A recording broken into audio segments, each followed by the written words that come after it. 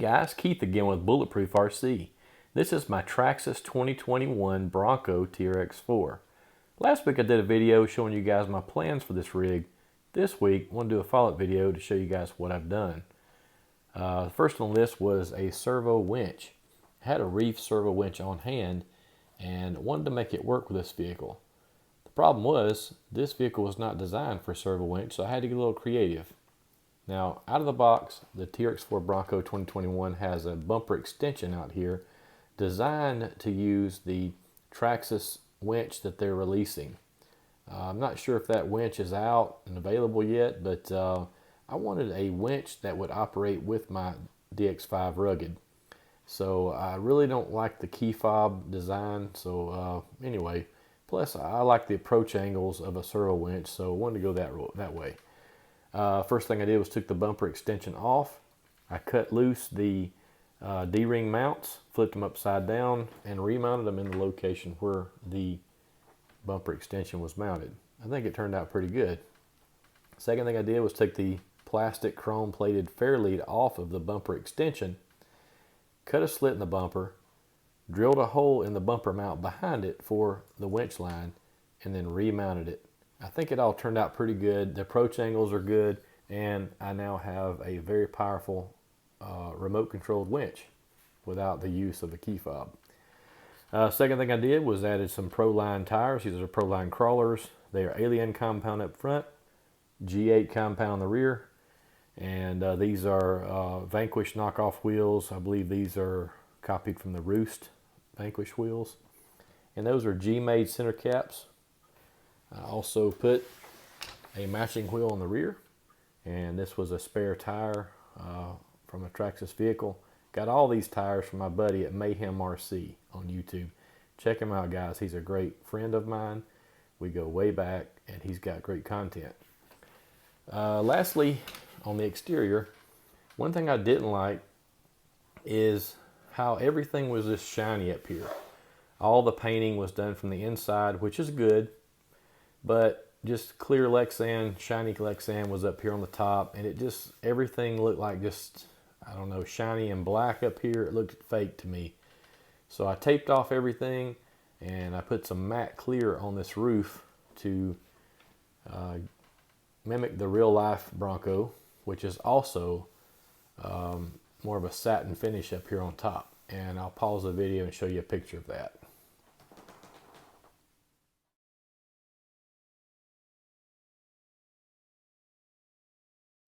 Okay, with the body off, you can see exactly what I did with the winch.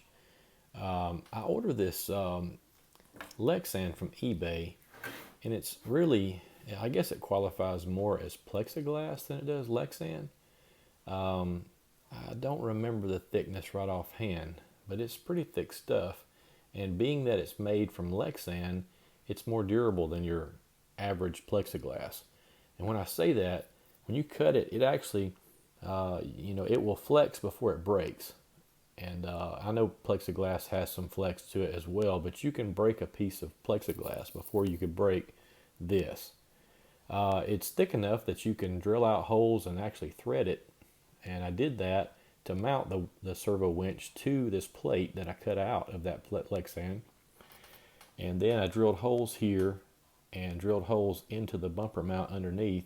And the screws that are in there are about that long, so it really cinched down nicely. And in the end, everything is really, really durable. I mean, you'd be hard pressed to move this winch. And considering the spools underneath, and it pulls the line from here, the stress will be actually pulling the servo this way anyway, and it's up against the battery tray here. And the plate here is up against the bumper mount. So all in all, the design of this is bulletproof. It's not going anywhere, and it's really, really secure. Pretty happy with how that turned out. Then I also put a REEFS 444 up here for the steering. Went with an axe system from Hobbywing. This is a 2300 version 1. And I know there's a version 2 out. But Hobbywing's been pretty good about updating their firmware, and they've got the version 1s running at top notch now. And really have never seen a need to upgrade above 2300 kilovolts, especially when you've got a 2-speed transmission like the Traxxas does. So it really goes, it's super smooth in low gear. It's super fast in high gear for a crawler, so I'm pretty happy with it. I had to get a little creative with the servos here because I put my DX5 rugged receiver in this rig, so that gives you 5 channels. Now if you've got a winch, that's 1 channel. Steering servo, 2 channels. ESC throttle, 3 channels. And then it still leaves you 3 servos here. So if I operated all of my servos independently, that would require a 6-channel radio. So what I did was I used a Y adapter and put these 2 servos together into 1 channel. Now unfortunately, the way they've got it designed here, see if I can explain this, when you push the servo one way, they both rotate the same direction. And the way Traxxas' little funky switch on their remote it was programmed to where when you moved the switch forward once, this servo would activate, locking the front differential. You move the switch forward one more time, it would cause this servo to go in the reverse direction, which also locked the rear differential. But the problem is when you're operating both of these off one switch, they're both going to rotate the same direction instead of opposite directions.